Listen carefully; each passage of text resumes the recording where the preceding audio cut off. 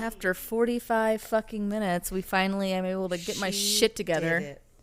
After I promise it's getting recording up- this time. Well, it was Is always it? recording last time. it just what happened last time, Shay? Hi Well, guys. First of all, hi guys. Welcome to 30ish. Welcome to 30. You're going to get a whole episode this time because I won't be crying into my computer. Yeah, last week we had a little technical difficulty. Me. I'll take full blame for It that. was me. Yeah. It was quite hilarious. I had just wasn't I should not have put, how do I want to describe this? I essentially gonna be a nerd for a minute, but I didn't put all like the audio onto the computer, so it was sticking out like on a different like hard drive essentially. So I was working off the hard drive like a stupid little idiot that I am, and I know better. Can't be working off that hard drive. No, not I don't know what that means. It's fine. And it pretty much, my computer, I knocked it because I don't have the most expensive equipment, and it knocked it loose, and my program freaked out, told me it was going to shut down, and it did, and then I pulled everything back up. Everything was fine except your part. So like my microphone was working, so I essentially have the whole episode of my mic, and you can hear yourself in the background, but it just sounds like I put you in the corner or something and like make comments over there, peasant, while I talk about pop culture.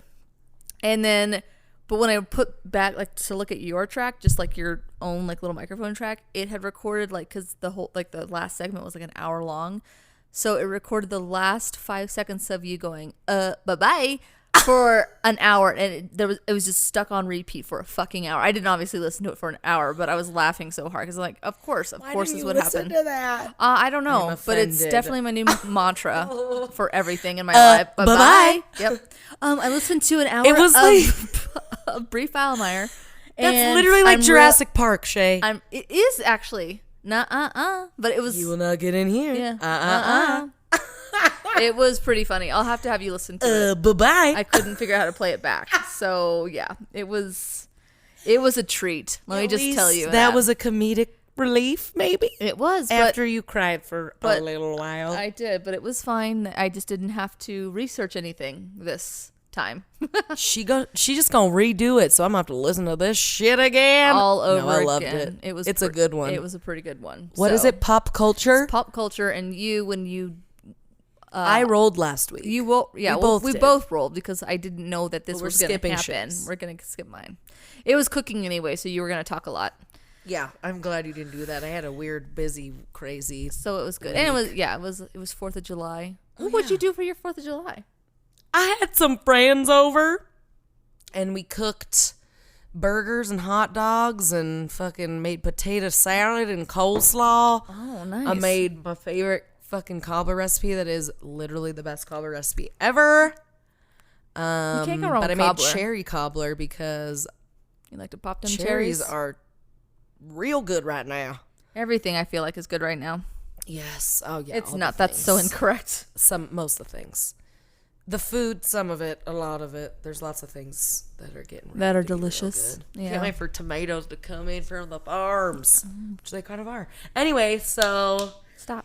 had people over. We have a sweet view of the fireworks in Windsor, Colorado, because we live behind the lake. Oh, hey. And there's no one, hey. no houses behind Sorry, us right now. Yeah. So we just have a front row view. Oh, hey, Colonel, just I don't moving know your tail. why he's being make kind of a Mike weirdo. closer. It's fine. Okay. Well, that's nice. Yeah. And then That's how you celebrated America's finest birthday. the finest birthday, yes. Besides Jesus's. Oh, that is true. Never mind. I'm not going to say that. Okay. What? No, that's fine. Anyway, how was your 4th of July? What'd you do? Oh, man. I had a good time. I went on my friend's boat, Miss Rosie. Oh, God, that's And awesome. Nate's. I'll just give credit where it's due. We just show up. It's fine. Yeah, so it was really nice. I drank a Horsetooth? lot of White Claw. I was that bitch. I was that basic bitch out there on the water. I'm sure you weren't the only one. Sure wasn't. I'm like, Sure it's wasn't. like, it's water. It's sparkling water. So I'm hydrating as I'm drinking. So it's fine. And there's no sugar. And there's no sugar. It's perfect. Yeah. So we just hung out in the water for a little bit. And then I went home. And I was going to come to your house. But then I promptly passed out, I think, at like 5 o'clock. And had like a fat fucking nap. And then It lingered to the evening. It did, so I just didn't go anywhere. And then I went to the Springs this weekend to go to Manitou. Oh, fun. Mm-hmm. Did you do the incline yet? Fuck no. We'll do that together. We have to think of a field trip. Oh, yeah. That's coming up. This is our 18th episode. Yes, also, guys, the last episode, we gave a shout-out at the end to give us some ideas. If you guys had any thoughts, like what would be kind of a fun field trip for us to go on. But sadly, obviously, Why did you hear that, Shay? I don't want to talk about it. Just kidding. God damn it. You stupid bitch. Gonna fucking... Just kidding. Anyway, so just kidding. You're not. So it kind of goes in part. So we were drinking Greyhounds last week. So because we're kind of redoing this week, I figured we should stay with the dog theme, whatever. Mm-hmm. So what are we drinking? Today we're drinking a Chihuahua. It was supposed to be a salty Chihuahua, but I don't like salt on the rim. And honestly... And Brie also forgot to put the salt on the rim before she put the drinks which I'm in kind the of... glass. I'm glad she forgot. And honestly, I relate to this drink because I was a very salty Chihuahua last week when I was dealing with this shit. I was so upset. I was so angry. Ugh. Anyway, it's over now. We're recording. Biting ankles. It was really, really rough. Yeah, See what I did Chihuahuas there? like to do that. She was just shaking in place. Yep, just peeing in little puddles on the floor because I was nervous. Her eyes were really buggy. Yep, it was really upsetting. I had this high pitch shrill. Exactly. Yeah. See, my cat ran away from me. Okay. You're a Chihuahua. I'm a Chihuahua. Yeah, so we're drinking. Well, really, it's They're also just a the Paloma, Chihuahuas. basically, too. Yeah. So it's grapefruit, tequila, a little lime. Mm-hmm. It's and good, more though. grapefruit.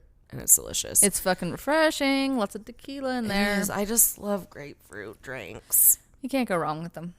No, Yeah. you can't. But yeah, so last week we talked about how we're going on a field trip soon, and we want you guys to suggest some things if you have any suggestions on places near us. Not like we can't fly anywhere yet. You can't go to Greece, you guys. Not yet. But if you guys want to sponsor us, at the end of my 30ish@gmail.com. Oh yeah, if you want to sponsor our trip, if you guys want to send us somewhere, that'd be fine. It'd be like Make-A-Wish Foundation. Or like when you won like the fucking like you're gonna go to Universal Studios, like when you won like Legends of the Hidden Temple, and you're like we're already here. Why? How is that a treat? Speaking of Legends, we stood in line for 45 hours. Legends of the Hidden Temple was sweet. I would stand in line all day. I would have. I would go and do that. I would fail. I would get I would be lost. a barracuda any fucking day. Dude, I wanted to be the purple jaguars. Oh, what were the barracudas? The Teal. Orange monkeys. Oh yeah. Mm-hmm. The what else was there? There was the iguanas. I don't know what color they were. The green iguanas. The green iguanas. Turquoise. The barracudas. Anyway, speaking of Legends of the Hidden Temple, there it is. Wasn't Double Dare like in Fort Collins like the other day? It hasn't come yet, so that will definitely be our field trip. It's gonna be in here in November. Double fucking Dare. Who remembers that show? Mm-hmm.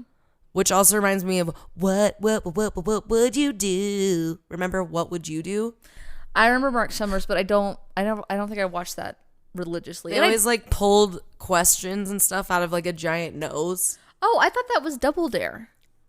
Oh, fuck me. Yeah, Mark Summers is Double Dare. No, Mark Summers does What Would You Do, but they must not pull. They had the big eye. It was the big eye in What Would You Do, and there's a big nose in Double Dare. You're right. Anywho,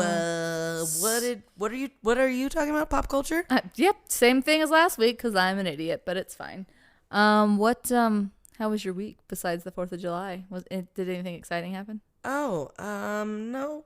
I don't know why I'm interviewing like this. It's only because I'm being preemptive because I'm going to talk about what I did today. Yeah, I did. Where are my little notes? You made notes for yourself? Jesus Christ. I wanted to talk about something. I forgot what it was, but I don't know where it is. Wow, you're getting really formal with this podcast. Bitch, we got to get this shit going. Well, Okay. I'm just kidding. Not with notes. Anyway. Well, I mean, you can. I'm not going to bash you because you're reading notes. Yeah. I mean, I kind of am, but. I'm not. I don't even know where I wrote them. I talked to my phone. If that isn't 30, I don't know what is. Yeah. There was important things I needed to remember, but I don't remember where I put them. So it'll be fine. Yeah, nothing exciting happened this week except that just, trekking along on the road of life. That's a good trek, though. Yeah. I didn't have any kids camps last week, though. Are you feeling blue about that? No, I'm good, actually. It was okay. Nice. Oh, so you have a But good today break. I had a great cooking class with the children. Oh, what did you do? I had a full class of 17 actually. Oh, that's pretty fucking good. And so this week we're doing France and Italy. So the first 2 days we do French food, and the second 2 days. God, we're not gonna make it to the second segment this time. No, the last 2 days are Italy. Today we made ratatouille. Ooh, crepes. Was there a mouse?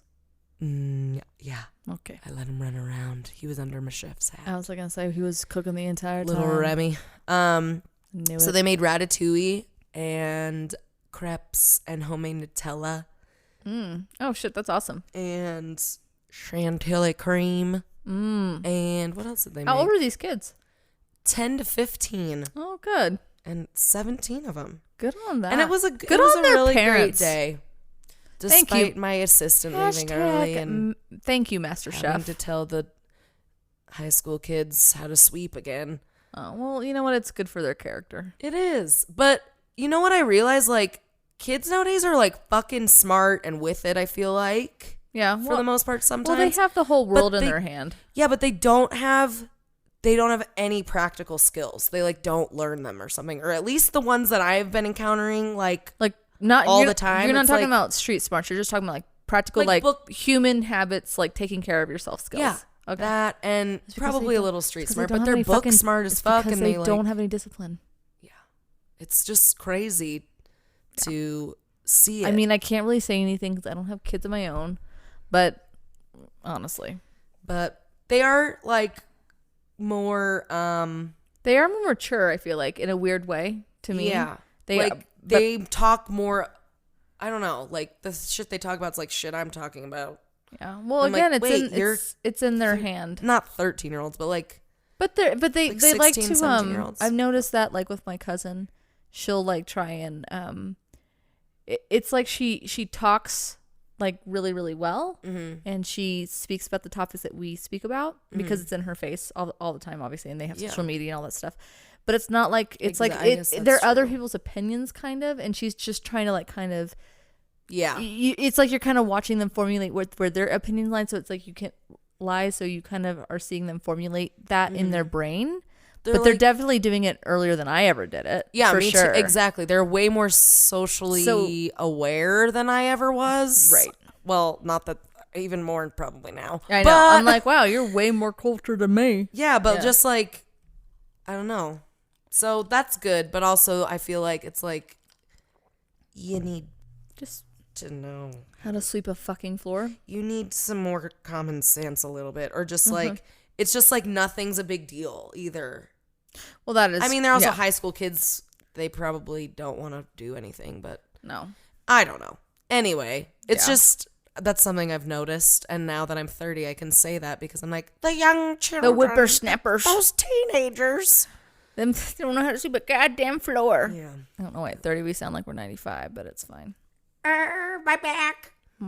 Actually, yeah, my fucking back too. Yeah, I got adjusted today and I'm stiff as a feckin' board. Like not like the game though. Not light as a feather anymore either. I don't want to ever play that. That'll invite the spirits. Oh, it didn't really. Speaking of spirits, I rolled paranormal. Sweet. And I'm gonna talk about some fucking spirits. Oh yeah, just like the spirits we be drinking. Say the prayer to anoint the house so that we don't encounter anything. Dear ghost, stay the fuck out. The end. We don't want you here. We don't need you here. We're just gonna talk about you. I like how we're talking like this. Ew. It makes my heart happy. Good. You got a purty mouth. You got a pretty. What's that from? Zombieland?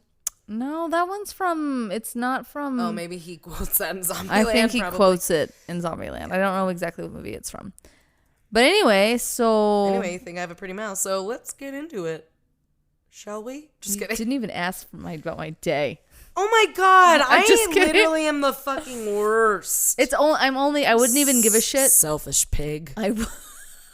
What's your day? I wouldn't have even said anything, but it's so I put my 2 weeks in today. What?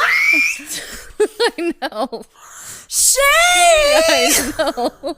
I wanted that reaction. What a fucking bitch I am! I know. Time out. I have to give you a hug. Oh, I didn't tell you because I wanted the genuine reaction. That is fucking I know. exciting. How I do know. you feel? What did they say? I'm fucking terrified, but I was like, you know what? After our conversation last week, which I heavily edited, but you guys heard most of it. And it might have gotten deleted? Yeah, no, that one did because it was in the front. It was when we were talking. Freehand. Oh, we were talking about our midlife crisis. Yes, we were. And so, yeah, I decided that I'm going to jump. And I mean, obviously it's not that I'm going to be doing this podcast full time because we still need some work on that. Yeah. But in the interim, I'm going to, so I can focus more on the podcast, but so I can be here so I don't have to like fucking do the fucking hour commute one way, which people have way worse commutes 1000%. But for me, it wasn't worth it because I wasn't having a life. So like I explained last week. So I'm going to do massage again. I'm going to, I'll be doing my own like freelance video editing. Probably not a whole lot as much as I want to yet, but it'll come when it's supposed to come. I am so terrified. I need like baby powder on my asshole like 24/7, but it'll be fine. Cause it was a secure fucking paycheck every 2 weeks, but I can't be afraid to fail and I can't be afraid to be like uncomfortable, and I'm gonna be real uncomfortable. So, probably after the next couple of weeks, we'll probably be either drinking beer or White Claw to save on finances. Oh, yeah. Anyway, so yeah. Yeah, that's fine. I'll be working downtown, so I'm going to be working like literally like 16 blocks away, and it's going to be nice. So I'm jumping and just... That's good. Yeah. That's so exciting. I'm so proud of you. Thanks, boo-boo. And it's going to be fucking... It's going to be fun. I'm terrified. It's going to be great. It's going to be hard. It's going to be great, though. It's going to be everything. I need to be pushed. I need to be uncomfortable in order to like... Yeah. Be better. Not just like, and it doesn't have to do with this podcast, but it just, just in general, just like I want to like be like the best like video editor that I can be. And I love that aspect. So, but I'm not going to get it where I was working. So yeah, even though I love the people that were there, but I needed to just spread my little wings and fly like an eagle to the sea. To the sea. Do they fly to the sea? No. What's that song? Oh yeah, fly like an eagle to the sea. That's what I'm they should say lyrics. To the trees. Are you though? Through the trees. Thought that was hilarious. Yes. Wow. Clearly. Yeah. So that was my day. I almost chickened out, and I didn't. I was like, I just gotta bite the bullet.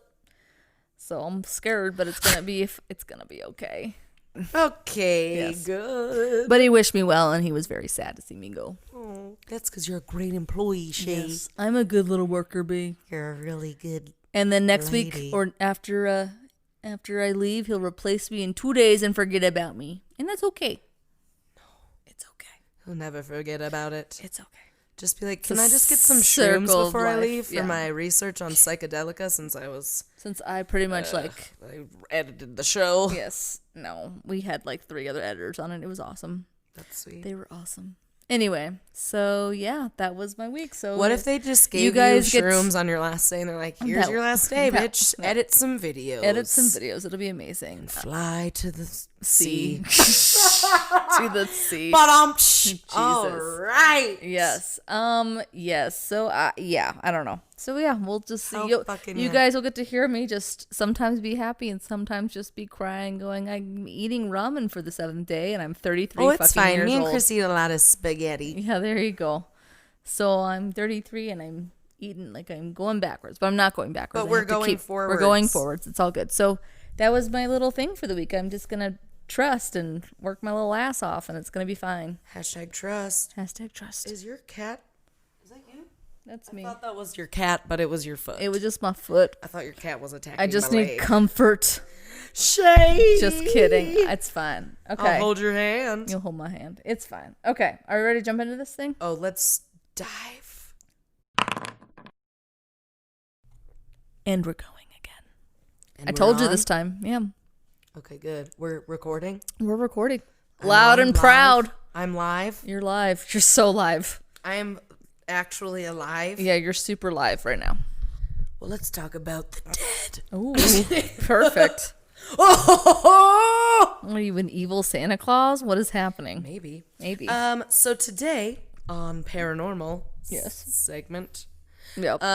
I'm gonna be talking about Lorraine and Ed Warren. Ooh, that's a good one. And if you guys don't know who these two motherfuckers are, they crazy. They're not crazy, but they've seen some crazy ass shit. They've been considered America's most distinguished experts on the subject of spirits and demonology for over 50 years. Right. So, Which, have you ever seen like pictures of them like when they were first starting? I feel like they were like the same age. yeah, It's weird. They are the same age. No, Oh, no. wait, I meant like it just seems like they've I was like, always what? been like old. Oh, yeah. It's like Steve. It's like Steve Martin. Like Yeah, you're like he's you just always looked. you just exactly always the look like same. you're like a 50-age middle-aged man. 50-age Yeah. middle-aged. 50-age middle-aged. 50-year-old man. Yeah, they pretty much did stay Yes. the same. Probably because they just were scared a lot. Anyway, go on. They just scared their skin so tight. They scared it so taunt. So some of the cases that they investigated included and like found proof of happening were ghosts? priests becoming possessed, cases where people were physically attacked by spirits, cases where unworldly entities manifest and then preside in homes, cases where time is violated and the physical environment is completely rearranged, cases where spirits don't just haunt a house, they visibly tear it apart. Ew. Yeah. Gross. That's disgusting. Yeah. Yeah. Keep that shit outside. Yeah. I'm just Maybe I telling shouldn't talk about the this. universe right now. Let's talk back on Ed and Lorraine. So Ed was a demonologist. Right. Lorraine was a trance medium. Ooh. So a trance medium is someone who gives or they go into hypnotic state to bring messages from either deceased loved ones or other guides and ascended masters. Yes. Was the dictionary definition. That all sounds familiar. Or I don't know. Because I do that on my off time. Well, I guess to like acquire more funds for myself. So I can buy my cats food. I'm going to just become a demonologist and talk to ascended masters. You could. You got a mic and some earphones. So from ages 5 to 12, Ed Warren grew up in a haunted house in Connecticut. He said that his father, who was a police officer at the time, would often say, there's a logical reason for everything that happens in this house, but he never came up with a logical reason for what was going on in their home. He said his family would all go to bed, and just around 2 to 3 o'clock in the morning, many times I would hear the closet door beginning to open up. At first, I'd look into that closet and see only shapeless darkness.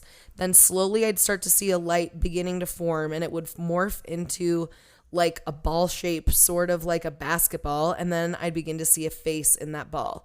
This is called a ghost globule. And in that globule was a face of an old woman. She was not looking at all pleasant, he said. What the fuck? The globule, I think I'm saying that right. It's a ghost nope. That's what I'm going to call that. A ghost nope. Nope. Bye-bye. Bye. Bye-bye. Yeah, that's that one. So that would then come out into my bedroom and then accompanied by by audible footsteps and heavy breathing. The room would become chills. icy cold, an unnatural cold, a psychic cold. And we're still standing in the room. And he's like, and then I'm saying to myself, Ed, there's a logical reason for everything. But by that time I was out of the bed and right between my mother and father in their bed. Fucking shit. Yeah, fuck that shit. So that's Ed Warren's background. That's so Lorraine Warren. A good reason to go check into them local Motel 6. Yeah. Bye. Lorraine Warren said that ever since she was about 7 or 8 years old, she could see auras around people, and she was scared if she told her parents that they'd think that she was crazy. So she kept her powers to herself. That's obviously. fair. That's what a lot of kids and do. what year was she born? Have you not talked to that yet? 1960 or I don't know. Hold on, really quick. No, because the Omniville horrors happened like in the 70s or 70s. Yeah. So she had to be born like the 30s. Yeah, 30s. Okay, I'm just curious. Anyway, go on. Sorry. I'll look. Hold on. You don't have to. It's fine. Okay, I can't. So yeah. Anyway, so yeah, that was Lorraine's little background. So when Ed Warren was 16 years old, he worked as an usher at the Colonial Theater in Connecticut, and that's where he met Lorraine. So cute. Oh, that's cute. I'd see Lorraine coming in and we'd start talking, and then we became friends. I was 16 at the time and she was 16. So they were the same age, Shay, like I said earlier. No, that's not what you were talking about. And then he said, one night I walked her home and asked her for a date, and that's how it all got started. 16. Oh, that's cute. And they fucking saw the craziest fucking shit anyone could ever imagine together. I think they had a strong bond for each other because no shit. they probably fucking needed that. Gross. So not gross other than the relationship, but just gross that they're gonna encounter all this shit. Anyway, go on. They're also both like super Catholic. Just really. So they were always. Mm-hmm. And they still are, and they still like say, like, yeah. Anyways, yeah, they're super Catholic, uber Caths. Mm-hmm. Anywho, so when Ed was 17, he joined the Navy, but 4 months later, his ship sank in the North Atlantic, and he was home for a 30-day survivor's leave after that. Just 30 days. Yeah, 30 days. But during that time, he got married to Lorraine. Oh. And then he, after he went back to the war, and then once he returned after World War II, he and Lorraine had a daughter. And then Ed ended up going to Perry Art School, which is a subsidiary of Yale. And he went there for 2 years and started doing art. And like, that was his his love. He loved doing that. Nice. What kind of art? Macaroni and cheese macrame? It was, it was shadow art. Shadow art. Perfect. So then he started selling his art, and they started to make a living off of him selling his art. Oh.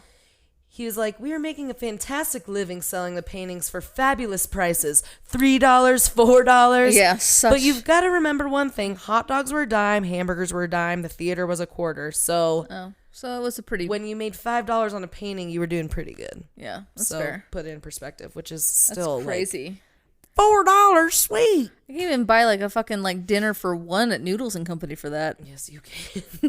You can't. So, but he was always interested in like haunted houses, and always like, because he grew up in one, he just wanted to see if like, because there wasn't really a lot of people talking about all that, you know, like they are now. Right. So he was really interested in haunted houses, and Lorraine never really like was, but he was like, he always wanted to like go to them. So he... Big old nope. But because they were kids, like people didn't just like let him in. He would like hear about haunted houses or something. Right. And so he said he'd go out in the middle of the road where he could see. This was like he'd find these haunted houses, and then he would do this to be able to get into the haunted houses. So he'd go out in the middle of the road, and he'd start to sketch the house. And he said you'd see the curtains going back and forth. What's that kid doing? They would be thinking. I would do a really nice sketch of the house with ghosts coming out of it, and I'd give it to Lorraine. She'd go knock on the door, and with her Irish personality, she'd say, "Oh, my husband loves to sketch and paint haunted houses, and he made this for you." I made it special for them, he said. And through the paintings through those paintings, that's how they got themselves in the haunted houses and talked to the homeowners one-on-one. They sound like fucking creep boats. If you really think about how they were getting into these houses, they sound like if anybody came up to your door and be like, "Hey, I sketched a sketch of your house. Can I come inside and look at it?" I'd be like, I'm calling 911 right now. Get out of here. That's very true. I think they're cute. And it's a cute little love story of weird creepiness. I'm just all about stranger danger. It's a Tim Burton love story. Well, kind of, actually. But still. Come on. Tim Burton couples are weird. Edward Scissorhands and whatever Winona Ryder's character was called. What was her name? Fucking... What was it? Wednesday? Just kidding. Yep, that's it. And Beetlejuice? No, that was Lydia. Oh, yeah. But she was also that character. No, she was the woman that... Oh, and Adam's... No, not... God Edward Scissorhands. Sorry. Johnny Depp. Adam. I don't remember. It was like his big breakout role. She was in it? Yeah, she was the love interest. Oh, yeah, she was weird as fuck. Yeah, she was just all quiet, and it was Diana West was her mom, and... That movie's weird and good. Alan Arkin was her dad. Oh, yeah. I haven't it was seen a good that little movie cast. in so long. Anyway, sorry. Anyways, Tangent Edward number 6. Scissorhands. Not Edward Scissorhands. Ed Warren. Ed Warren. Basically, he just wanted to, like I said, he wanted to see if the same things happened to the families that he was in these haunted houses. Yeah. And Ed actually talks about how he was like the biggest skeptic of all. He said, "You couldn't tell us that your house is haunted and get away with it because I'm the biggest skeptic going. I have to see it, I have to hear it, and I have to feel it with a physical sense." And so he isn't like his wife where she's like, I believe it. Yeah, she believes it, and also she can like, she's kind of a medium, so like she can see things, but he can't. He doesn't have that capability, that special gift. So they not only, like when they went into houses, they not only had Lorraine, but they also used other mediums and clairvoyants when they went into the homes to like, that was like their first step in making sure that there was actually something going on. It wasn't just people trying to like pull a hoax on them or something. Right. So, so the mediums and clairvoyants, he said they were very necessary because they tell us immediately if something's there, because of the spirits are drawn to the mediums and the clairvoyant people, right? Like a moth to a flame, he said.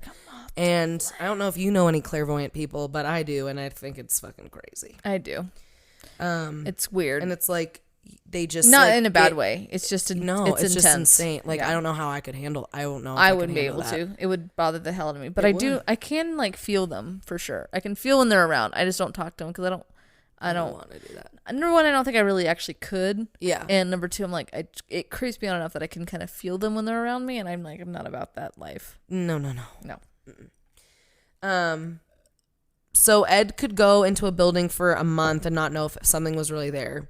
He could interview the people and maybe through his knowledge could tell if something was there, but the clairvoyant is the draw, he always said. Okay. So he would take the clairvoyants into the house one at a time. They didn't know where they were going. They didn't know anything about the case, etc., like that. Right. And if they tell me the same thing, that they see a woman's spirit in a certain room or a man or a child, then I know we're on the right track. So if they all say the same thing, then he's like, okay, there's something here. Okay. That's a good idea. I mean, that's a good thought. Yeah.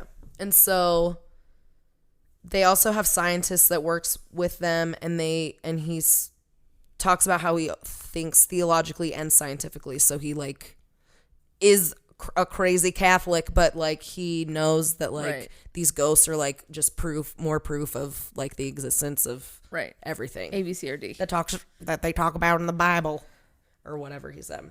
Satan's Handbook. No, I'm just kidding. So in 1952, Warren and Ed founded a New England Society for Psychic Research. And at first their goal was just to investigate hauntings. And then in 1965, the Warrens went into a home where a spirit of a little girl named Cynthia was. And they listened to her coming through a deep trance medium. And she was looking for her mom. And so Ed was like, this is horrible. Poor baby. He's like, this little child is earthbound. She's looking for her mother constantly day in and day out. And how do I help this child? And so from then on, it wasn't just... It's like Littlefoot. It was. Mother? Where are you, Mother? She just snuggles in a big footprint. Ugh. I need your mom, Littlefoot. Fucking tree stars. Anyway, go on. I love them. So it was no long after this. It was no longer just about experiencing the hauntings, and now the Warrens wanted to help, like the people and the spirits, obviously. Now, if they could, Yeah. some of the spirits don't want to be helped. No. That's for damn sure. That's for damn sure. Um, Darn tootin'. Spookin'. Darn spookin'. So they found the Society for Psychic Research. It still exists today. And they also have a whole occult museum in their home. It's adorned with satanic objects and demonic artifacts from their findings. Yeah, in their fucking basement. Some of them are in their basement of their home. Disgusting. I know that much. Cool. Which, can you imagine as like a little kid? No, not even like a little kid, like a kid like just starting like to do like sleepovers and stuff with your friends, and you're not paying attention. And I'm sure her parents told her, like, do not go in that fucking basement, or you will go. I will put you into the next life. Yeah, and yeah. But like I can't imagine they stumble in there like, yeah, we're gonna go in there, and I feel like it wouldn't stay in the basement. No, that's what I thought. That was so weird. But they said, like, I think I've seen some of the movies, which I'm sure you'll talk about, but how they kind of put protection stuff around it. Yeah. So like, but still, can you imagine the energy in that house? Oh, hell no. And also, there's like YouTubes of like people like going into it's like it. Keeping like a basement of spiders. Yeah, like. And then they're like, none of them are going to get out. It's fine. Fuck. Them spiders going to get out. It's a little worse than spiders. No, I don't know. Like, spiders are pretty scary. That's true. But yeah, she'll like, there's this, and I think it's an A&E documentary actually, and she like shows the guy like down in the basement, and ew, like every time like there's signs everywhere that say do not touch anything, do not bump anything, do not fucking don't fucking do it, or you're gonna be fucked, because some of the stuff still like supposedly has some bad weird juju shit. Like, I know they have that like the Annabelle doll, and the Annabelle doll is like actually just like a Raggedy Ann doll. Yeah. Oh, don't worry. I'll talk to you. Oh, gross. It's disgusting. So they've even proved in a court of law in 1989, the year I was born, that a woman and her young child were driven out of their house by ghosts. And she lived in Hebron, Connecticut. Oh. So the realtor that leased the woman the house was suing her for $2,000 because she was like, I fucking need to get out of this fucking house. Right. So she called Ed Warren and Lorraine Warren. Yeah.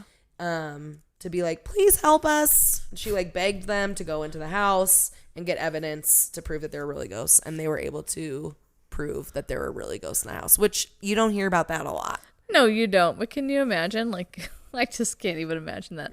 I mean, I kind of feel bad for this. They had videos and fucking yeah, all sorts of shit. But I mean, at the same time, like, I totally get that. Like, good for them for proving that and getting that poor woman out of that house. But like, can you imagine that landlord going like, "You're fucking bananas"? No, he probably knew some shit. Or that's probably true too. But or he didn't. Or he didn't. Yeah, and he just thought that he was just she was just probably trying to break the lease. Mm-hmm. And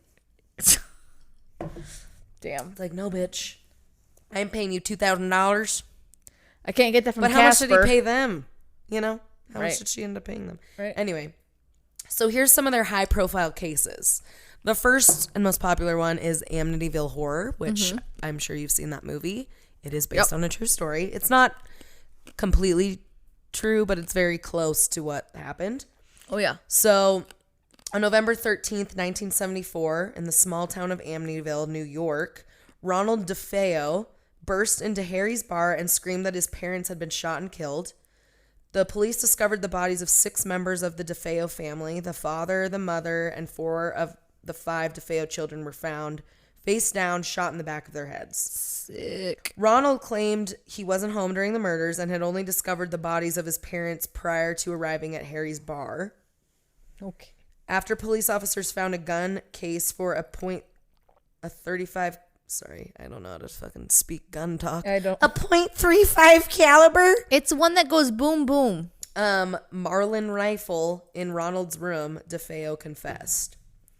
So after a lengthy trial, Ronald DeFeo was found guilty of the heinous murders of his family. He was sentenced to 6 consecutive sentences, but there has never been a solid explanation for how one person acting alone could take the lives of 6 family members in the dead of night, 3:15 a.m. Right. And no one heard the shots being fired. Right. Because they were all face down, right? Mm-hmm. I've watched a couple documentaries on that murder, and they think that there was a theory that it was, because it's fascinating, because it's like, yeah, how did nobody get up, and how did nobody have any self-inflicting wounds? And it was like they all were just quiet in the bed, and like nobody heard one shot just go off, because it was like it wasn't like they moved or anything. It was like they were all face down.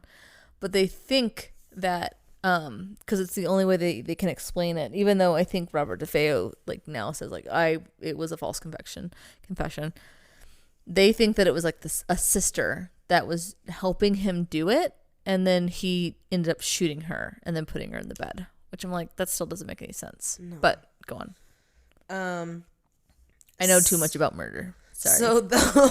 So though it had only been 13 months since the DeFeo murders had occurred, George and Kathleen Lutz thought the Dutch Colonial was a lovely home and a steal for $80,000. Never blood all over it. They'd leave it all behind 28 days later. Was it really only 28 days? Yeah. Wow. They were there for 28 days. 28 days too long. And like, so before the Lutz family moved in, a Catholic priest blessed the family home.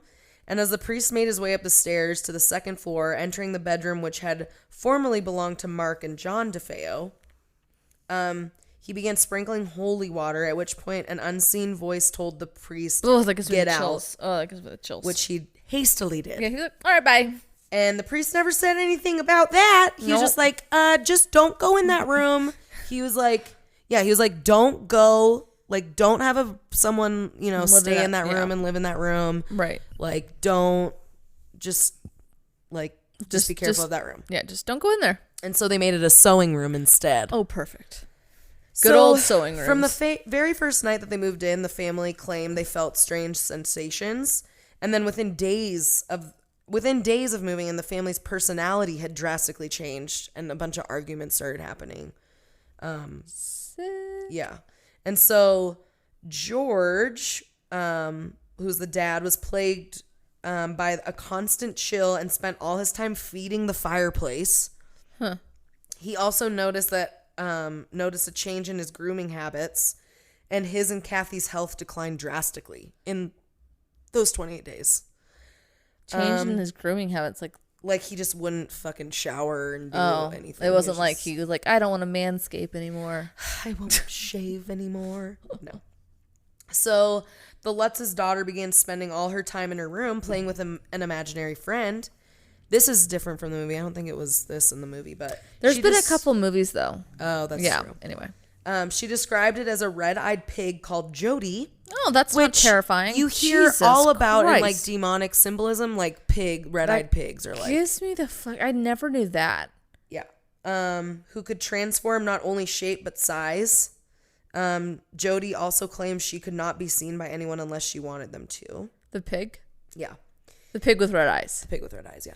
I'm gonna fry that motherfucker up for bacon. Like, seriously, like, if any of my children ever came up to me and like told me like, well, yeah, that's, I'd be like, bye-bye. But like, seriously, like, I don't even know what I would do, because that is not a wild imagination. That is somebody that's like, no. You're seeing some shit and we need to take you to the hospital. Yeah, seriously. I just saw Colonel's ear in the corner of my eye and it freaked me out. It was the pig. It was moving. It was the pig. So, mysterious foul odors would emanate from different locations of the house. Yeah, like sulfur and stuff? Like just nasty, like, I don't know if it's sulfur, but I've heard like sulfur is a big one. And just like it's rancid, nasty, like rotten eggs. Yeah. Meat, like rancid meat, I heard too. Black stains appeared on the toilets and ceramic fixtures.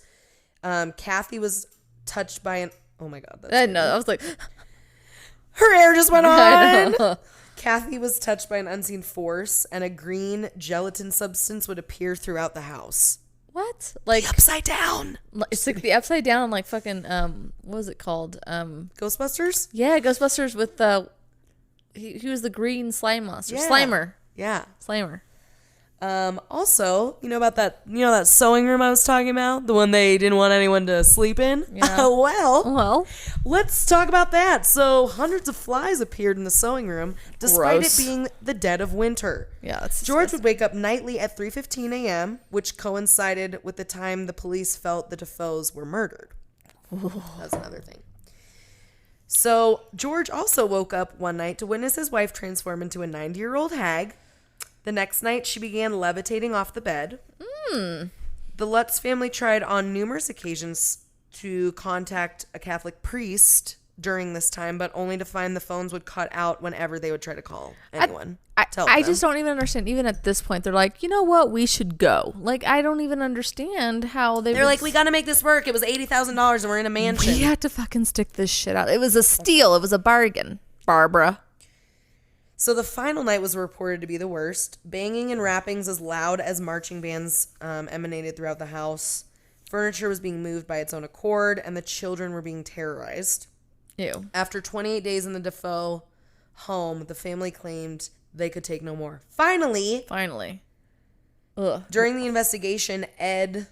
so they called in Ed and Lorraine after they had moved out. Right. So during the investigation, as Ed was physically pushed to the floor while using some religious provocation in the basement. Okay. Lorraine was also overwhelmed by a sense of demonic presence and was plagued by her psychic impressions of the DeFeo family's bodies laid along the floor covered in white sheets. She also had a sense of physically being pushed back. Sick. The research team also captured an image of the spirit that appeared as a little boy peering from the second floor. There's a picture of it. Ooh. That I saw. And then the land was also found to be used by a man named John Ketchum, which his name is in the movie with Ryan Reynolds. Oh. It's like, I don't think I saw the Ryan Reynolds one. I saw the Conjuring. Oh, yeah. Well, I'll talk about that too. Yeah. The Conjuring was the one that was kind of based off of them. Amityville Horror is fucking good. It is. You mean the movie? The movie is. So John Ketchum was a practicing black magician and had a cottage on the land prior to the construct of the Dutch colonial in 1924. He had a cottage and he practiced magic in it? Black magic. Oh, not like not like fucking No, rabbits not out like of top hats. Yeah, not David Copperfield magic. Black magic. That's a black magician. A practicing black magician. Like black magic. Like, do you get it? Black magic. The scary guy. I got it. Voodoo. John requested that his remnants be buried on that property, and they remain there to this day. Ew. Get him out of there. That's disgusting. Get him out. That's gross. Also, the Shinnecock Indians at one time, I'm assuming that's how you say it, Shinnecock. Also at one time had an enclosure on this land that was used to house the sick, the mad, and they were also they were left there to die. That was also on this property. That's like the what's it called house off of in Denver. What? Remember in Cheesman Park where they had that little like it was like that sick house where people would go with like the measles and shit. They essentially like left them there to die. Remember that? No. It was like it was the top of the. Never mind. Okay, go on. Was it like a little cabin-y thing? It was like a cabin, and then but they tore that down. But that's where like a bunch of sick people went. And they just were abandoned by their families. I know that. Yeah, gross. Anyway, go on. Dude, I probably encountered some ghosts the night I was in Cheeseman. You probably were dancing around on the flowers with them. Yeah, they were like, "Leave this bitch alone. She's fucking high as fuck." On a way different level than we are. She is. I was definitely on a different plane that night. You made Slackjaw run away. I did. He was like, I gotta go. I gotta go. So the Warrens believed that the suffering there had left the property with a very negative energy and a dark history, obviously. No shit, Sherlock. Such a negative history was a magnet for demonic spirits. And the preternatural, which I had no idea what the fuck that was, so I looked it up. What? Preternatural just means what beyond what is normal or natural. Preternatural. Preternatural. So the Warrens retrieved a handful of the Lutz's earthly possessions and deed for the property, and the Lutz sold the rest of their belongings and relocated to California across the fucking country. Yeah, because they're like, we're gonna get away from this. Bye, I'm getting away from this bitch. So it was once purchased for $80,000 in 1975, but sold for $950,000 in 2010. But it's on the market again. It's like what? Why would they bulldoze are they making that a museum? Why would they just bulldoze that shit? Yeah, like, get it out of there. All right, now it's time to talk. Oh, there have been no further reports of activity from recent residents, though. Really? Yeah. Interesting. So let's talk about Annabelle. Ugh. So according to the Warrens report, a 28-year-old nurse who received the doll as a gift noticed that it started to change positions. Perfect. Then she and her roommate started finding parchment paper with written messages saying, like, help me, help us. And the girls said that they didn't even have parchment paper in the house. Oh, perfect. It was a crafty little doll. Yeah. Next, the doll started showing up in different rooms and leaking blood. Unsure of what to do, the two women turned to a medium who said the doll was being occupied by the spirit of a young girl named Annabelle Higgins. I don't understand, like, why it's like unsure what to do. Throw it away. Burn it. Come back. No. Yeah, burn it. Jesus Christ. That's when Ed and Lorraine Warren took an interest in the case and contacted the women. After evaluating the doll, they came to the immediate conclusion that the doll itself was not in fact possessed, but manipulated by an inhuman presence. So it's like, isn't that what that means? Yeah, I remember hearing a little bit about that. It was tricking the girls, and so it was if they didn't, by helping it or something like that or interacting with it, it allowed the demon to come through. It was very weird. Oh, okay. I don't really understand it. I don't know witchy talk. Me neither. Also, Ed said he was apparently attacked. He was attacked by the doll. Can you? No, dude. It just flies across the room at you. Well, only because. Oh my god, why am I talking about this? Only because, like, I'm scared. Because it's not like, because you've seen the movie Annabelle, right? Mm-hmm. So it's not like no. Okay, so it's not like that evil looking doll. It's like a raggedy. It literally is a raggedy. It's a raggedy Ann doll. So I can't imagine. I just imagine like a comedy sketch if somebody I used like to throw a raggedy Ann doll at my sister all the time. Right, like just like somebody like no, and it just like kind of goes. Like just kind of like pops on you and just falls back. Like what is it gonna do? Like it's funny to me. It's like probably a little harder than that. It's like somebody like throwing like a very lightweight like mid-sized pillow like that over there at you and just going take that. Like, except that it's demonic. Okay, well, Shay, I would be scared. I don't care what you're saying. It would still scare me, but it's also hilarious at the same time. That's true. But go on. Who knows? Maybe it had razor blades in its eyes. Maybe, I don't know. So the next story we're going to talk about is the Perron family, which is the movie The Conjuring. And this true inspired story. Yeah, what is it inspired by? I thought it was inspired by the Amityville horror. No, those are two different stories. Really? The Conjuring's a different story than Amityville. Okay. Yeah. Noted. So the story was inspired by the paranormal events which centers on the true life Perron family, or Perron. They claimed that they lived with both friendly and sinister spirits in their Rhode Island farmhouse. Gross. Represent Rhode Island. That's where half my family lives. Except it's full of ghosts. Yeah, there's some old, crazy, awesome houses over there. Gross. So January 1971, the Perron family, Karen and Roger, and their two 5 daughters. They're 2 of their 5 daughters. They're 2/5 of the daughter. They left the 3 back in the state. I don't know. In the car. They left him in the car with the windows up. He was a little stuffy. Never mind. So they moved to a large farmhouse in Harrisville, Rhode Island. The family noticed strange occurrence happening right away. No shit. That just got worse over time. Oh, but nope, we're going to stick it started out. with a missing broom, but that could have been anyone. And then escalated into full-fledged angry spirits. Oh. In researching the home, Carolyn claimed to discover that the same family owned it for 8 generations, during which time many died by drowning, murder, or hanging. Oh, great. And when the Warrens were brought in, they claimed the home was haunted by a witch. Through the research, it was discovered that Bathsheba Sherman had lived in the house in the early 1800s. This Miss Sherman was a Satanist who had killed her daughter as a sacrifice to the devil. Jesus. So that's sweet. The things that went on there were just so incredibly frightening, Lorraine recalled. The Warrens made frequent trips to the house, but unlike the movie, they didn't perform an exorcism. There was, though, a seance with the Warrens. Okay. The family promptly moved out of the house in 1980.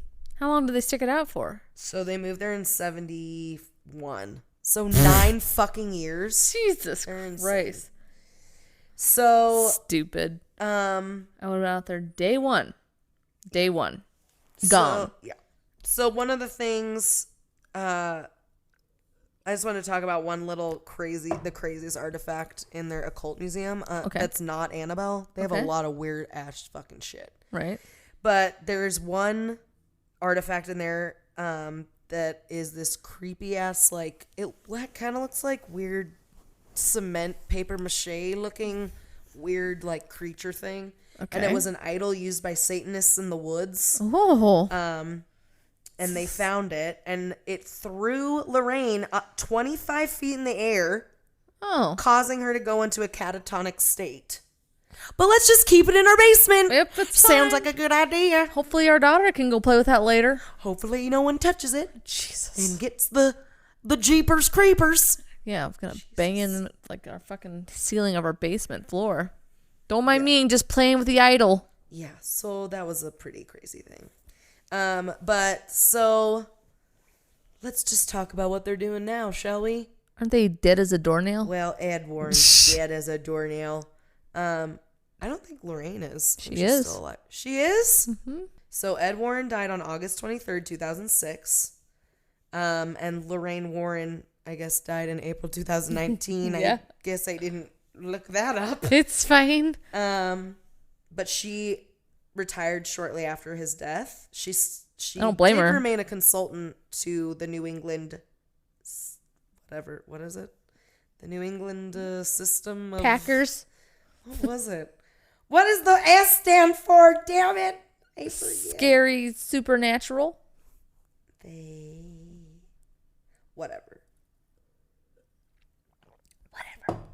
Whatever, Margaret. It's fine. Okay, anyways, so she was still a consultant at the place that they founded that I can't remember the full name. The New England Center for Ants. Perfect. The New England no, I'm keeping that. Scientific Psychic Research Center or something. Anyway. With an S. Center with an S. Yeah, with an center. Scientific, I ended up saying. That's an S. Also, because I didn't know she died. Nowadays, Lorraine Warren hosts an evening held party at her home in Connecticut. She probably still does. Let's be honest, she probably still does. So, several times a month, guys. Yeah. So, she go on down. Probably still does. Yes. It consists of her entertaining the intimate crowd with true ghostly tales, a walk through the local cemetery to visit Ed's grave, a tour of the famous haunted room in her home that houses demonic and haunted objects from their many cases around the world, and a dinner at an Italian restaurant. Well, she probably does all those things. Even the Italian part. It said it was always sold out, so look for future events. But you can't look for them anymore because they don't run anymore. From guys. Here to eternity. It's fine. Whoops. That's about all I got. Well, that was a good Ed one. and Lorraine Warren. I like it. I liked it. It was they have good movies. They inspired a lot of those crazy things, and they saw a lot of crazy shit. They did. I don't think I would put those artifacts in my house, but that's just me. No. It's not sure if like your kid could get at them. That's stupid. I think in The Conjuring there was like one where she like got down in there and they were like, I don't know, it was weird. Oh yeah, that movie's crazy scary. I decided to buy that movie because I'm The Conjuring. Yeah. Ew, gross. You only have to watch it once. I know.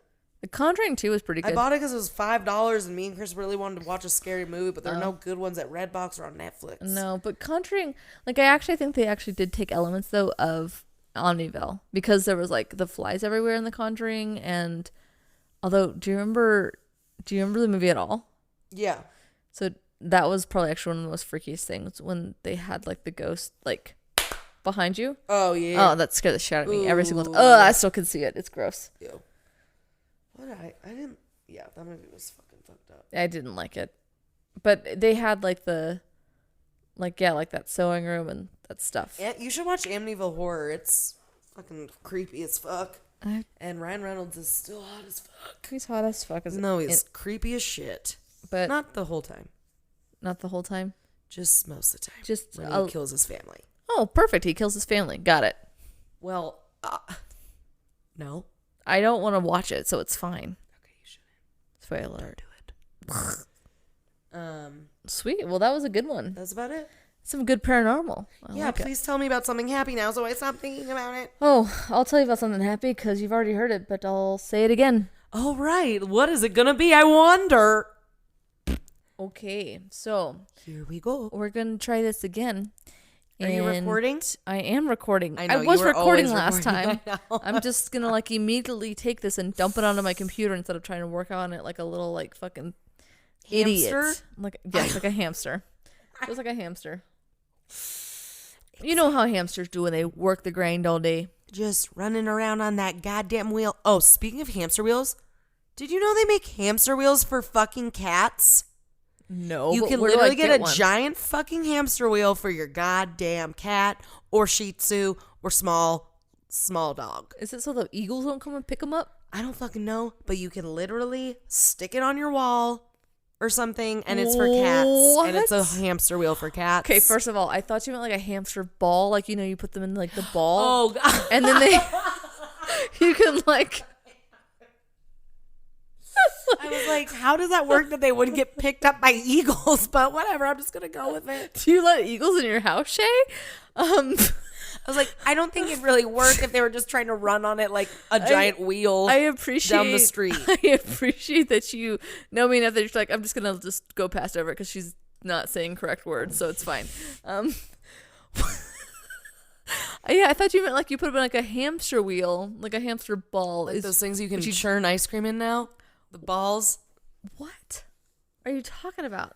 They're a hamster wheel. That's like literally a plastic ball. You put it together and they just run around in a circle. No, it's not like that. Okay. Yes, like but the like wheel. Yes, but so you can put it on the wall and it's like a little treadmill for them so they can get exercise. Yep.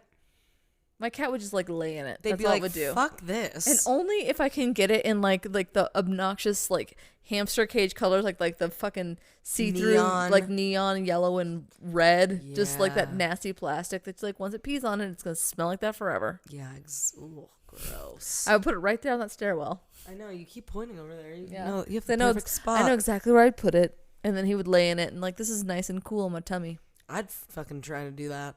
Too bad cats are like 15 pounds. Are they? How much does a cat weigh? My dog weighs 100. So. 15 is like a fucking big ass cat. He's probably like 10. Buddha is probably like, she's kind of big. She's probably like 20 fucking pounds. She's a big cat. She's a big bitch. She's a fucking big bitch. She's a fat cat. Yeah. Well, she doesn't do anything. She likes to hide all day in her fucking little carpeted hotel. Room? House. No. Yeah, she just eats and then she goes from the bed. Like I said, like one of these days I'm gonna go like, I haven't seen Buddha for a week. What's that smell? Yeah, seriously. Do you see your cat? Yeah, she comes out for me. Yeah, she'll be laying on the bed. She comes out for me. Yeah, she sleeps. She never gets under the bed unless somebody comes. Okay. Yeah. She sleeps in your bed? Mm-hmm. Oh, you hold her hand. I forgot. I don't hold her hand. That is not me. I think that you secretly do. I don't, because she would just be like, I've tried, okay? I know. Shut up. She just can't handle it. She can't handle it. You should try to hold Leroy's hand. Oh, I don't want to lose my hand. So, no, I'm good. But thank you for the offer. Okay, so let's try this again. I'm talking pop culture again. Oh, are you? What's your topic? I am doing the awesome pulp culture of Friends. Mine and everybody's favorite. Yeah, don't act surprised. I'll be there for you. Yeah, but I wasn't there for them. When the rain starts to pour. Wow. Okay, I'll just stop with that. Shutting my eyes and it's like I'm there. I was thinking of a song I wanted to sing in this by myself one day, but I forget it now. So you'll remember, and then you can do it. I'll let you rift. I was telling Chris I was gonna make an album on your computer while you weren't there. You should. And he was like, amazing. You should make it on my computer. I have GarageBand. I was like, you're right. Holy shit. I have that GarageBand. We have like. He does not talk like that, by the way. He talks just like that. He doesn't talk like that at all. I'm sorry. It's okay. He doesn't listen. He's got too much things to do. It's for the best. Okay, so Friends. It was created by David Crane and Marta Kaufman, which aired on NBC from September 22nd, 1994 to March 6, 2004, and it lasted for 10 whole seasons. 10. And I don't, like last week, I don't think a synopsis is needed, considering everybody and their fucking mother probably watches Friends. But if you didn't watch Friends, it's essentially about how 6 friends lived together in Manhattan, and really they had jobs, but they didn't really have jobs because all they did was sat at a coffee house. Literally, they never went.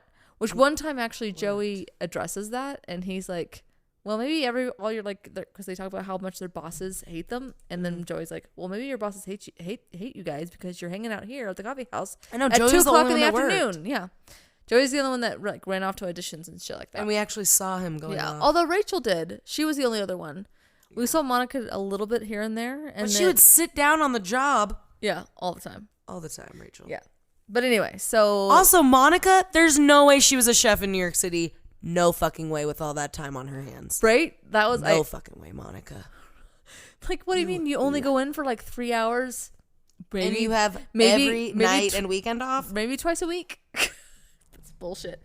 Anyway, so yeah, I don't think a synopsis needed, but that was pretty much the synopsis. It's about 6 friends. Blah, blah, blah, blah. So 3 girls, 3 boys. 3 girls, 3 girls, 3 boys. 3 globules. They lived in Manhattan, and globules. We got to watch their little adventures happen. And everybody and their mother fell in love with them because like everyone wanted to live in New York because they made it look so amazing.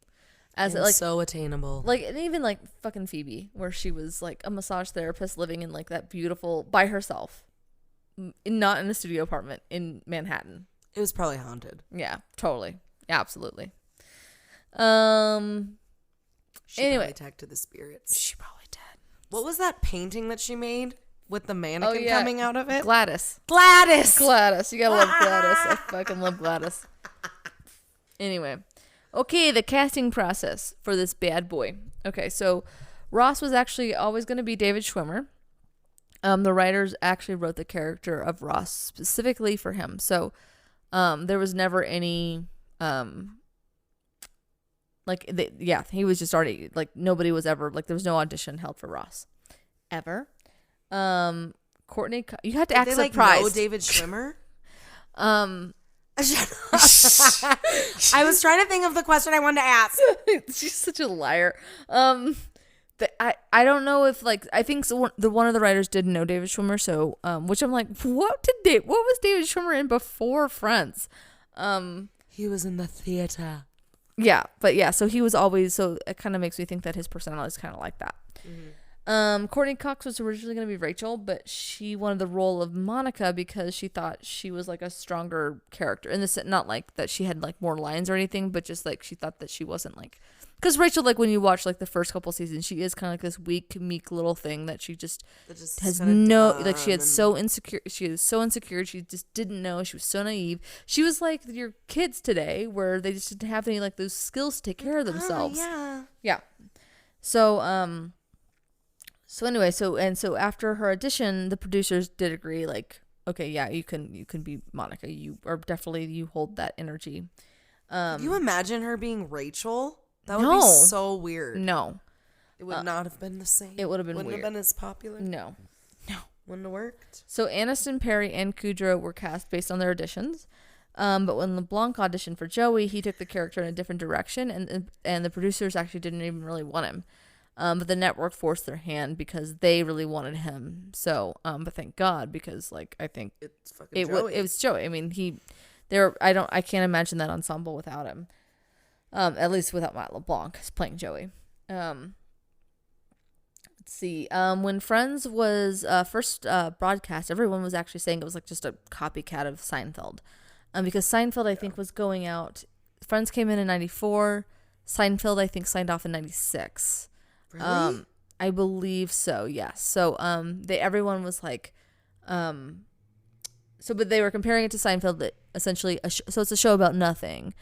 And so there was actually like SNL skits that were like, they were asking, I think the cast of Friends either were on it or whatever, because I guess since NBC was connected, I think like the cast was on it, so they were trying to promote that show, like cross promote it. Wasn't Seinfeld NBC?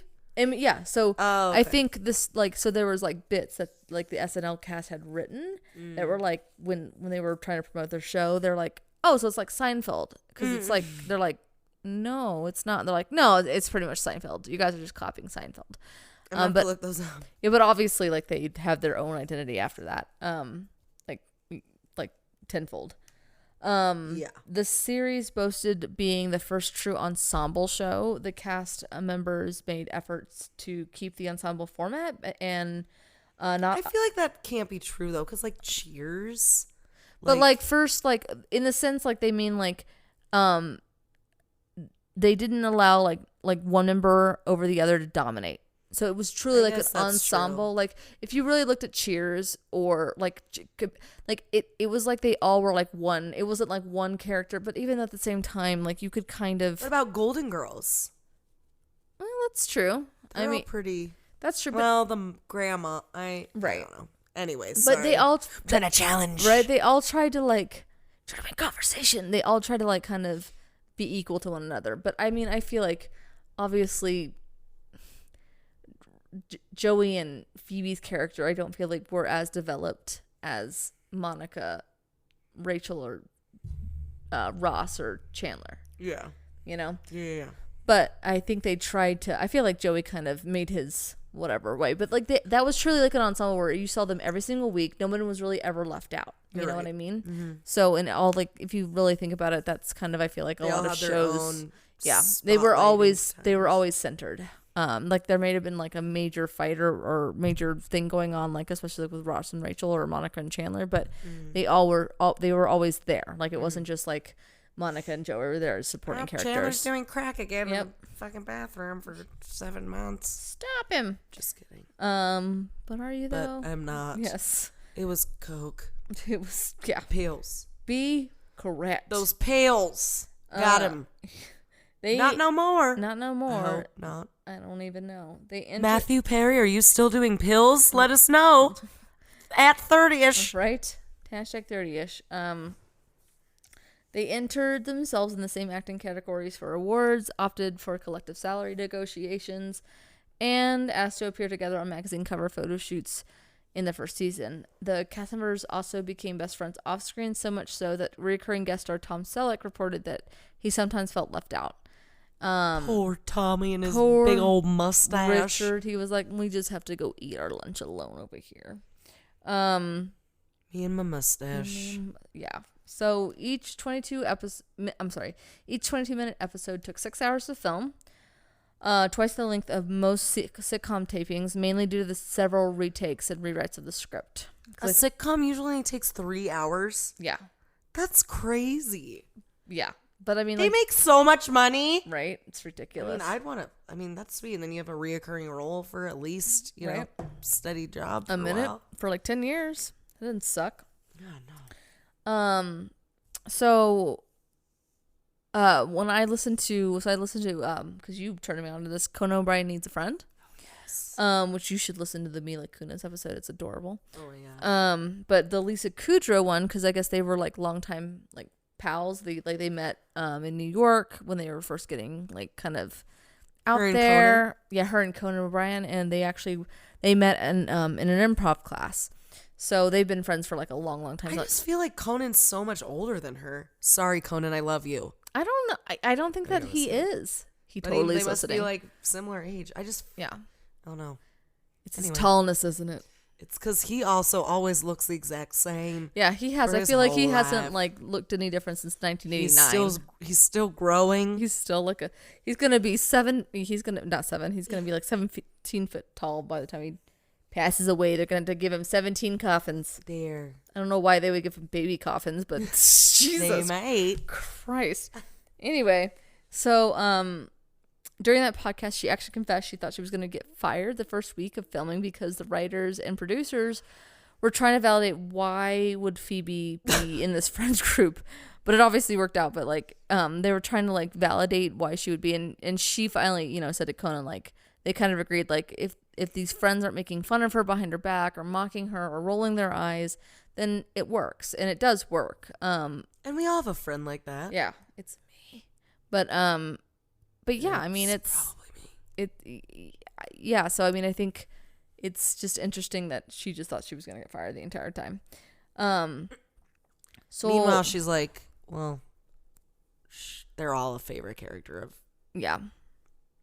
the show, but she's like, I mean, you can't fucking replace Phoebe. You can't replace Phoebe. And you can't, like... It was really funny because you say that, because she actually said to Conan as well, she was like, there was like, because there's been so many rumors of like the friends, like it getting like back together, because like all these reunion shows are happening. And it was like another one of those things where it was a rumor and she actually thought it was real. And then she got so offended because not only did she think it was real, they thought that because she didn't get like a call. She then thought she didn't get invited to it. So she got so offended and so butthurt. And they're like, no, it's not real. Oh my God. And she was like, how could they? I guess, that's just how that goes. Like, I guess they just didn't invite me. Like, it's you should listen to it. It's pretty funny. Oh my God. Phoebe. She's so adorable. Lisa This Kudrow. is adorable. So you know what movie I love that she's in? Hanging Up. Oh, that was a good one. Yeah. With Diane Keaton and Meg Ryan. And Walter Matthau. Anywho, go on. That was a good one. So fucking good. And that giant that was his last Saint film, Bernard I think. dog that they had. Yeah, I think that was his last film, too. No way. No, it wasn't. Yeah, that was close to when he died. No, it wasn't.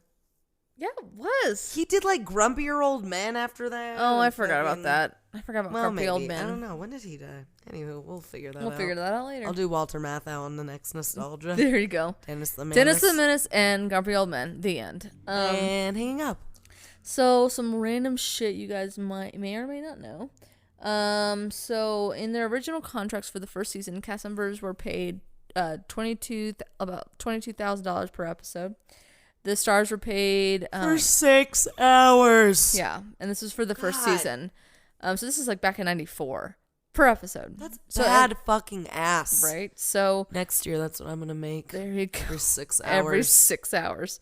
How am I gonna make? It's like $1 an hour. No. Exactly. A second, bitch. Right. Let's see. The stars were paid $75,000 per episode in season 3, $85,000 in season 4, $100,000 in season 5, $125,000 in season 6, $750,000 in season 7 and 8, and $1 million in seasons 9 and 10, making Aniston, Cox, and Kudrow the highest paid TV actresses of all time, and I think that still stands today. Which is They're like, yeah, this is the first and last time we're doing this. Yeah, like, whoops. Do you think people get paid that much now?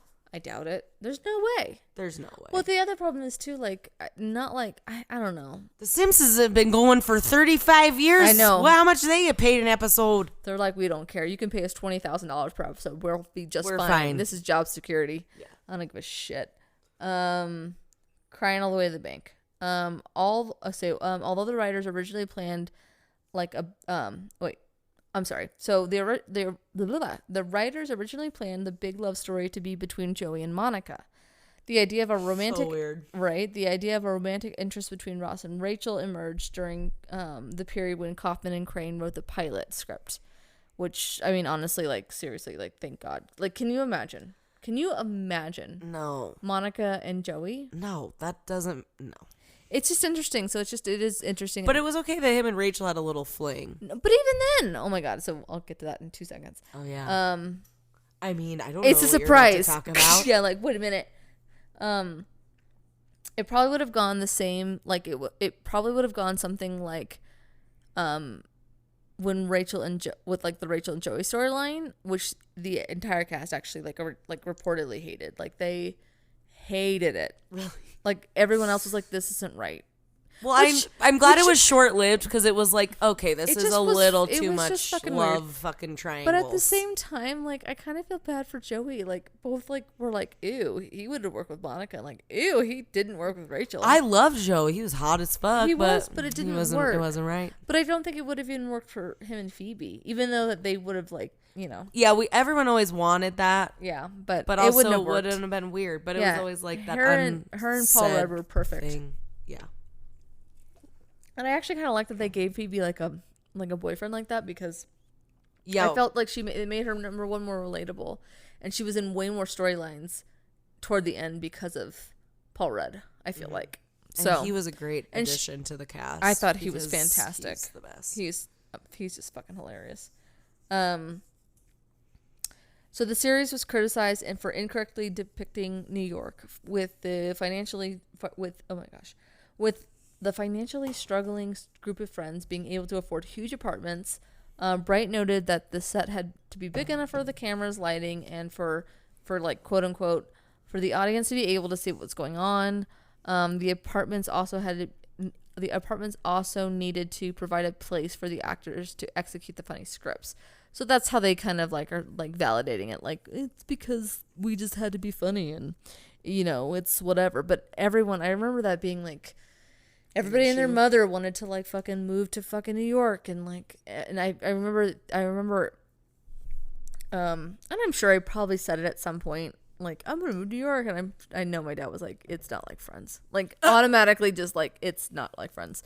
Please don't go there because you'll live in like a fucking 380-foot square apartment and you can barely pay for rent and there's like a rat crawling on your leg and it's not like that. I'm sure it's not. AIDS yeah. and HIV. Just kidding. I'm just kidding. But no, it's not. But like it was like highly criticized for that. Like, and because I'm sure there's a bunch of people that moved to New York at that time and we're like, it's gonna be just like Friends and we're gonna have like this amazing apartment with like you sit on fire escapes and you hang out with your friends like at all hours of the day and you watch your naked neighbor. Yeah, and you can. I'm sure that happens right, a lot. and you can afford to like do whatever and you don't have to work any fucking hours and so there was like a lot of like that's not real life. Dude, but people, New York is people fucking insane. get sucked into it. People really get sucked into it and they really think that that's how it operates. The energy in New York is crazy. It is because everyone's like on their fucking path. They're not like they're literally just like in their own little world. Like it's another world. It is true what they say. New Yorkers are a very different breed. But I mean, when I did go to New York, I went a couple times when I like in my like kind of earlier 20s and stuff like that. When you're there, it's like you kind of felt like a bigger part of something. It's like this big connection thing. And I don't know if it's because there's like people in the streets all the time. It's just a different kind of energy. Yeah. And everyone, because everyone's walking around together. I mean, you're literally on a subway, like in someone's armpit sweat. Right. At all times. But I was like, I actually loved it. I actually loved kind of being down, you know, in the subway and I don't know. I feel like I cried maybe twice when I was going on the subway, but why? That was just because I went the wrong way 2 times. Oh, gotcha. And I was scared because one time I was at night and I was by myself and I was like, oh my God, I'm gonna die. And my cell phone didn't like work anywhere. Yeah. So you were like, oh, I'm gonna die. And then I was trying to use my GPS and it like wasn't like accurate because it just wasn't I was good. just navigating everywhere by myself. Right. I loved really it. Fun and crazy. Awesome. Yeah, I felt like I was like at home. It was weird but I mean, I could definitely. I felt like I was in another fucking country. Really, I felt so at home when I was there. I was like, I must have been in here. Like, I was like dizzy when I came home. I must have been like there in a past life or something. I also was like working while I was there. Like I was not working. Yeah, I have to be on my bed. Like I was cooking for those people. Yeah, so were, that's fair. I was not there during work. It was. So I need to go back and just like leisure. Yeah. But the first day I got there, me and my friend hung out in Brooklyn because that's where she lives. That's cool. We had 2 separate dinners because everywhere's open late. And the first dinner we had was like on a boat in the Brooklyn like fucking harbor. I don't know what you want. That's pretty cool. And then the second one was at a sweet Italian restaurant that was like the size of your kitchen. That's badass. And yeah. Very cool. That's cool. I almost wore my I Love New York shirt today. I fucking should have. Damn, you should have. Anyway, get back to Friends. Jesus, Jesus. That's all good. So, Aniston didn't return for. Sorry. So Aniston almost didn't return for the final season, stating that she wanted to leave on a high note, and she didn't know that how much Rachel she had left in her. She obviously agreed, but only to like a shorter season, which is why it was only 18 episodes instead of like the usual 24 or 25. I only want 18 million, I guess. Like, what dude, if I was like, if I was like her castmates, I'd be like, you fucking bitch. I would, I'm not complaining. You don't have it in you for another fucking $5 million. Right? Like, please, like, seriously. Ridiculous. I don't know. That's just me. But, I mean, yeah. I get it, though. I get it from her point of view that she was just over it and she wanted to move on. And she was actually the most successful actress, like, out of the gate. And she was only being casted for those roles. Yeah, and she was, she was like, having, like, kind of a big progressive movie career. So she didn't give a shit. I mean, she was probably getting paid more than that. So for her, it was, like, nothing compared to, like, for us, it'd be like, what the fuck? What do you mean it was nothing? I mean, I'm sure she didn't think it was nothing, but... Yeah.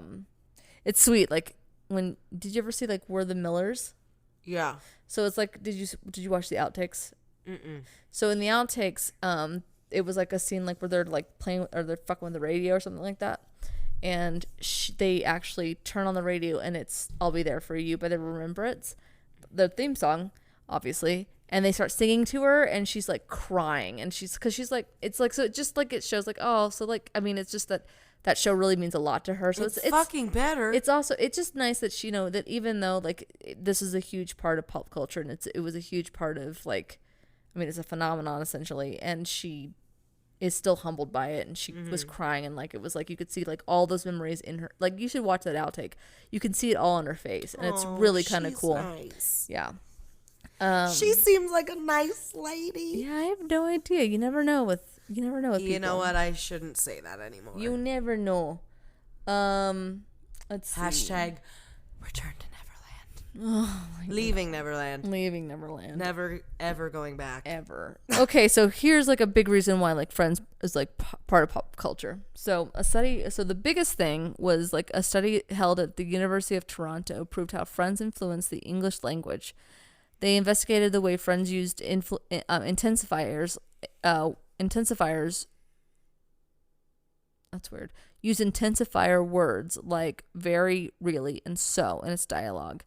The study concluded that the intensifier "so" was used most throughout the series, leading it to its increase of use in the English language. There's also like Phoebe's upspeak and Chandler's sarcastic inflection, which, I mean, that's a lot of people do that, and that's because of Friends. At least that's what the study shows. So, which I think is very, very interesting that, people that have not even watched the show are influenced by Friends because of everybody else around them, and the generations around them. But I mean, I guess it's like anything. Like each generation has their thing, but Friends is a big part of our generation where we influenced this generation, or they did, and it's just interesting because I never thought about it. But I guess it's, when you really think about it, you're like, I guess it's kind of true. People use like more, but you hear like from like that Valley Girl and stuff like that, and like Clueless. Yep. Oh, Clueless. You also think about like the "what's up" thing. Yeah. Oh, yeah. Was like literally. And people still like they don't say it like that, but they still say like "what's up." Yeah. Like right. People will still fucking say it like that. Right. But they still say what like, year is it? It's true. What year is it? But they still do. That freaked me out for 2 seconds. What? Because I can kind of hear stuff in like my thing, but I heard like somebody go like this. Oh, I did that. I think. Okay, God, Jesus fucking Christ. Anyway, I'm gonna watch. I'm just gonna like watch a nice show before I go to bed tonight. Yeah, I'm not watching Stranger Things tonight. Nope. I need to start watching that. But not tonight. I'm catching back up on the second season because I don't think I really watched. I think I fell asleep in like every episode, so I'm just rewatching that season. That's fair. Friends also formed what we now call the Hangout Comedy. For 30 minutes a week, viewers got to chill in Central Perk, the Friends' favorite hangout, and watch the characters interact with each other using sarcastic comments and hilarious one-liners. Friends' creation of the Hangout Comedy helped build some of the foundation of the most modern sitcoms we've enjoyed today, while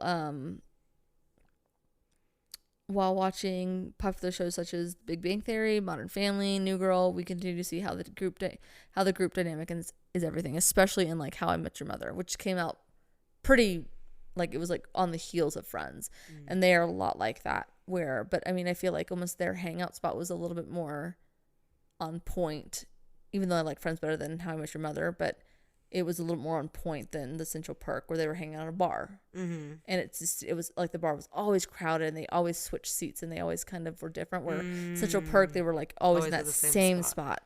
It's like, you can't get that couch every fucking day. There's no way. No, but they also explained that too. I remember that was like a big controversy where I was like, oh, you know why? Because it said reserved on it. I'm like, fuck off. Like, that doesn't exist. You can't reserve the couches every day of a coffee shop. If you watch Netflix, like look on the like in later seasons, you'll see like a little sign on the table and it says reserved on it, and that's how they explain that away. I'm like, whatever, it's that fine. was just like as a joke, Bob. Yeah, it's like that's not whatever. Yeah, silly. They told me. They told you. They gave me $1 million and they told me. That's why you're sitting here. It is. So one of the biggest actually things with from the pop culture aspect is Rachel's haircut. from like I believe it was the second season. People are still talking about the Rachel haircut, which Jennifer Aniston sported on Friends in earlier episodes. However, it's coming back. Right? How it is actually. That and jellies. However, in 2011, Aniston confessed, "I think it was the ugliest haircut I've ever seen." Later, she had it forever though. But she didn't because I guess she didn't. I think it was the ugliest haircut I've ever seen. Later, she even added how her stylist Chris McMillan was stoned out of his mind, quote unquote, when he gave her what is known as one of the most iconic haircuts of all time. That was the one that was like kind of poofy up here in her bangs. Mm-hmm. But then she was it has just like a 1,000 hair, layer. like yeah. Yeah. Then she just like was a fucking hair guru for most women. It's like, true. It she had like just that super haircut. simple. Yeah. The style has been copied by approximately 11 million women worldwide. That is ridiculous. Right. Additionally, Aniston simply Can I have did the Rachel. Right, please. Additionally, Aniston simply didn't think the look suited her, and it was a nightmare to maintain. Funny enough, even though it was so popular, it barely had lasted an entire season because it just had grown out. She had like let it grow out so fucking fast. Oh. But she had to she hated it because it was like 1,000 different layers, so she had to she had to style it and round brush it, and I guess her hair was really was super it was naturally wavy and coarse, so it was just super hard to maintain. So she fucking hated it. Why did I do this? Yeah, a woman by the name... Give me $1 million and I'll keep it going, I guess. Right. By a woman by the name of Kelsey Miller wrote a book called I'll Be There For You, where she researches the show and how it influenced its audience. Miller dedicates a whole chapter on what happened on to TV after 9/11, adding that after the national tragedy, everyone kind of just stopped and had to recalibrate. Friends was in a really unique position, and they handled it in a unique way. She said, before the attacks happened, the show was probably going to wrap up after the next season. The audience was drifting away, and it just seemed like it was just time to go. But afterwards, viewers came flooding back to it. Which is probably, I'm going to be watching Friends when I go to bed tonight because... Yeah, me too. She said that most viewers were glued to the news and also glued to Friends because it was the New York. It was unchanged, familiar, and really good comedy. The show organically added tributes like New York Fire Department shirts and American flags in the background without adding the attack into the storyline, which that's true. They never once mentioned it, not one time. Which I thought I never really thought about it. Which maybe that's what people needed. They needed to escape, and they just needed to laugh and just pretend almost like a little bit of normalcy was happening, and it wasn't gonna break anybody. Which is funny because I remember that SNL episode when they finally came, they stopped doing the news 24/7, and they finally went back. And I remember Lorne Michaels doing his monologuing and asking the mayor, because the mayor was there, and I think he was hosting it, and he's like, can we be funny? Because it was just such this eggshell because we didn't know. We didn't know what was happening, and so many people had died. It was horrible. So he was he needed permission, which I kind of get, in a joking way. I don't think he needed permission, but... Yeah. So I think Friends kind of represented that as well. That's cool. Let's see. So they didn't add the attack to the storyline, but just letting it represent pride of New York and its heroes at the time. They made it so the show would be there for them. The same way it always had been, she said. So, wrapping up. So on May 6th of 2004, more than 50 million viewers reportedly tuned into the final episode of Friends, making one of the most watched TV finales in history, which I believe it ranks 5th. Pretty sure I watched it. I know I watched it. Yeah. I believe the all-time one is MASH, which I think it ranks somewhere 160 million viewers. Yeah. But again, that was back in the 70s, so there was nothing to do. There wasn't a lot of other. Well, there was. It wasn't that there was nothing to do. There was just not a lot of TV on. It was a quieter world back then. Yeah, they were just not poisoning the earth and fucking seriously reading books by candlelight. Yeah. No. Yep. They were starting the poisoning. Yeah. For sure. Because they didn't fucking know. They're it's fine. It's just money. We're just gonna put all this tin, and we're gonna just use aluminum foil and styrofoam and plastic. Let's just put weird shit in there. We're not going to recycle. My foot just scared me, Shay. My fucking foot. Oh my God. Just scared me because I thought it was a ghost. You're going to like listen to lullabies when you drive home. Oh my God, I am. Will you walk me to my car? I will. Okay. I'll hold your Just hand. Make sure there's not a demon in there. Okay. Oh my God, why did I say that? Don't say that. You're going to scare. Yeah, tell them to fuck off. The show was nominated 211 times and had 72 wins. And that's like across the board for like award shows, and that includes like editing and lighting and ass wiping and all that stuff. Yeah. So because of all of it, so because of the syndication revenue, Friends continues to generate approximately $1 billion each year for Warner Brothers. Isn't that insane? That translates into about 20 million in annual residuals. I can speak. Each for Jennifer Aniston, Courtney Cox, Lisa Kudrow, Matt LeBlanc, Matthew Perry, and David Schwimmer, who each get 2% of syndication income from Friends. So they will always be okay. Always. Yeah, they're good. They don't even have to work a day in their life probably, unless just like in their show Friends. Unless they blew their money on booze and the hounds and the ponies and the goddamn pills. Who knows? I think they're doing okay. Yeah, I think they're doing better. Doing quite all right. Yes. But anyway, so that was that again. Take 2. It probably is a little more lackluster than last time, but that's okay. It's all right. I still enjoyed it, and hopefully you do too. Oh, well, that was a good one. That was good. It was good, and hopefully this time it doesn't get all fucked up. Yeah, hopefully we can save that one for next time. So I'll give are we gonna roll? Yeah, we'll roll. I'm looking for my... Are we gonna roll? Okay, so I'll do my little spiel. Yeah. Do your spiel. So if you don't already follow us on Instagram, or that's about all we're on. Is that all we're on? Yeah, that is. So if you don't do that already, do it at 30ish, THURDYISH. And yeah, give us a little shout, say what's up. If you guys do follow us already, like some of you guys have been doing this and we love it when you like send us little comments about like, oh, I was just listening and this part made me laugh, or if you have any suggestions on where we should go for the field trip, or also if you have any suggestions on what we should call you guys, our listeners, we still haven't figured that out. But yeah, you can just drop us a line. You can say, hey, you guys are cool. Or you can say, hey, I don't know. Anyway. Speaking of that, we'll talk about our first. Oh yeah, you can review us on Apple, and we did have our first review written for us. Do you guys want to hear it? Let's read it out loud. I didn't read it out loud yet because I don't have Apple. My boss actually read it out loud to me, and it was pretty funny. He was laughing at me. It's on Apple, and it's pretty fucking funny. You guys have been super sweet and have like reviewing us like with the stars. But this guy, I believe, is the first guy that wrote. He gave us 1 star, and then he wrote why he gave us 1 star. Stand by. I can't wait. I'm still laughing at it because it's so fucking stupid. I love it so much. So if you're listening, whoever sent us this review, we're flattered. We are.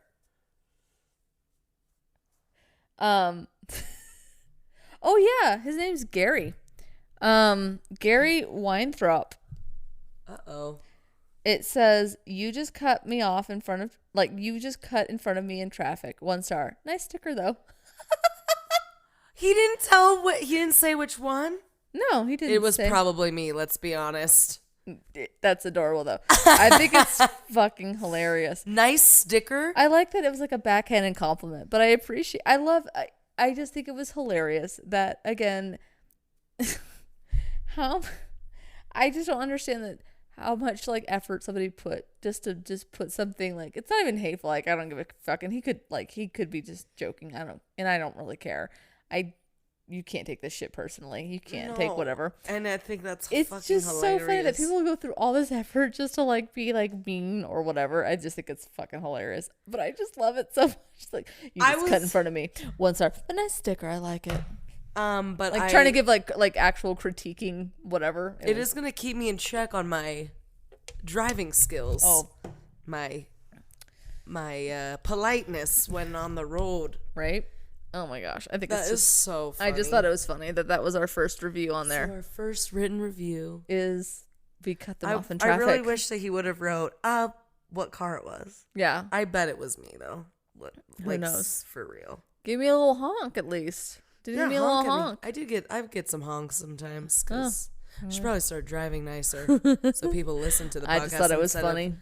Hate on it. I just thought it was funny. It is. It is funny. So yeah, if you guys want to tell us about our driving skills, you can do that too. You can totally do that too.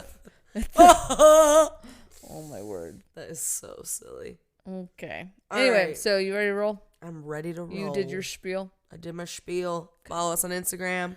Perfect. Rate us on iTunes. Tell us how our driving is. Yes, we really need to know Should I write that next to our podcast? All right. Am I going first? You're going. You're rolling. Oh. Are you kidding? Crime? No, it's nostalgia. Oh. Nice. Are you joking? All right. Can I get something different for cooking? Pop culture. Pop culture. Yeah, girl, get it. Okay. Dirty pop. Yeah. Oh, don't die. How did? Oh. You good? How did that make me cough so bad? I don't know. Dirty cough. I don't know. All right. Well, it's been real. It's been fun. It has been. It's been real fun. It's been both those things in conjunction to make a compound word. Conjunction, junction. What's your function? Putting words and nouns in gender function. Okay. We probably should go. I'm just a bill. Anyway. All right. Thanks, guys. We love you. We'll see you next time on T to the H to the URDYISH. That was pretty impressive. Maybe delete that. No. Okay, love you guys. Bye. Bye-bye.